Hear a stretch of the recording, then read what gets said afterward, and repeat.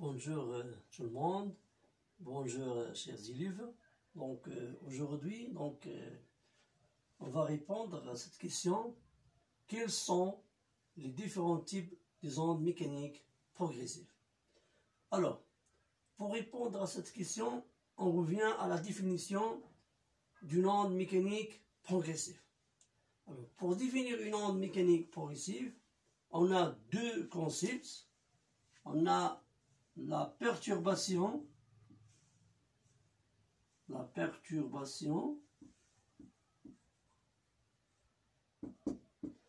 et on a la propagation.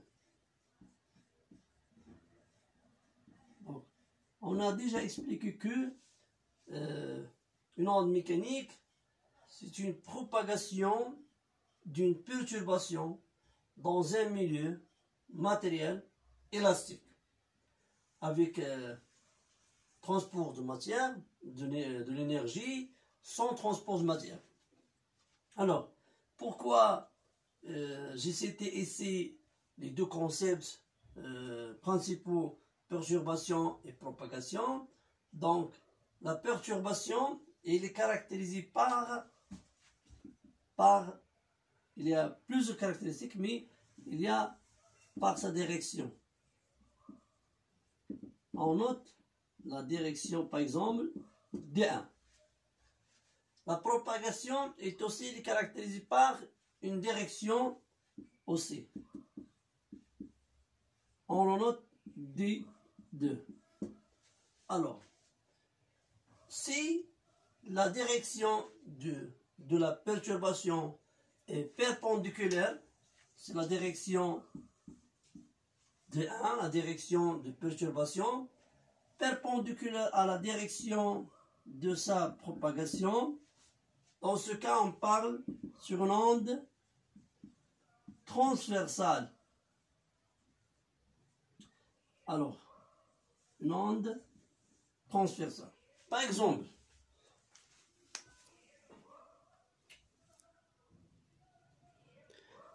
je cite ici un exemple d'une onde transversale. Par exemple, j'ai ici une courbe ici, une courbe.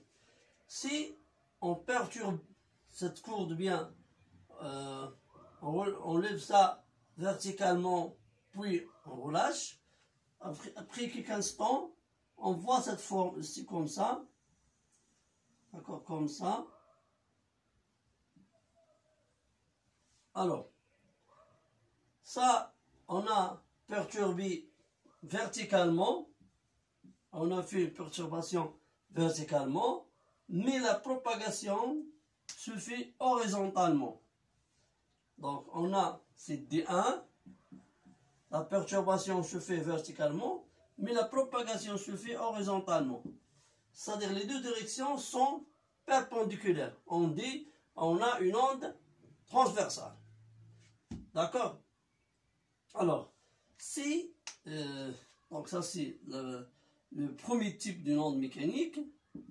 Donc, le deuxième type, c'est la direction D1, c'est-à-dire la direction de perturbation, est parallèle à la direction de sa propagation.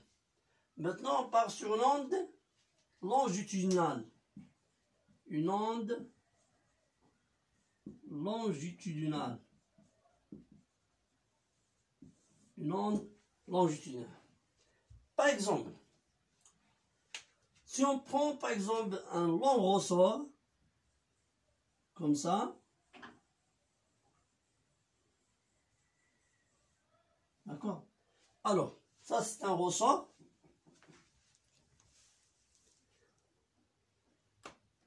Ça c'est un ressort.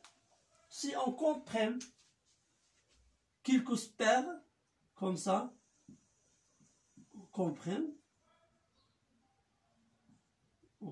quelques, c'est comme ça. Donc c'est-à-dire on perturbe le ressort horizontalement, comme ça. Donc la direction de la perturbation est horizontale, qu'on lâche 6 paires, donc on voit qu'on a cette perturbation donc se propage le long de ressort. Donc on voit que ici il y a des zones ici comprimées, puis cette zone est dilatée, ça c'est comprimé, puis donc et ainsi de suite.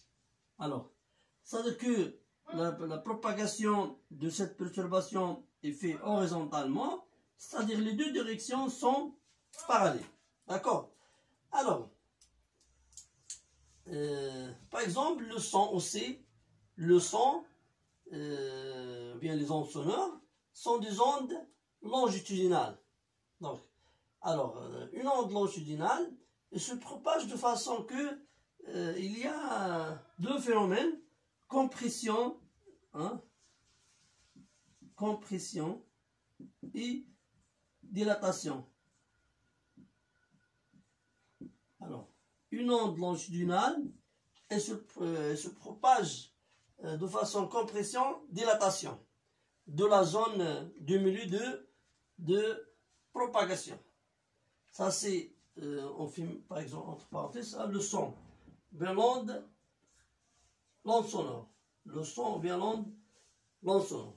Alors, dans cette vidéo, donc mon objectif c'est de donner une explication facile de différents types de ondes mécaniques progressives. Alors, enfin, c'est quoi une onde transversale? C'est une onde mécanique où la direction de la perturbation est perpendiculaire à sa propagation. Alors, pour une onde longitudinale, c'est quoi une onde longitudinale? C'est une onde mécanique où la direction de la perturbation est parallèle à la direction de sa propagation. Alors, je pense qu'on a bien expliqué les deux types de ondes mécaniques.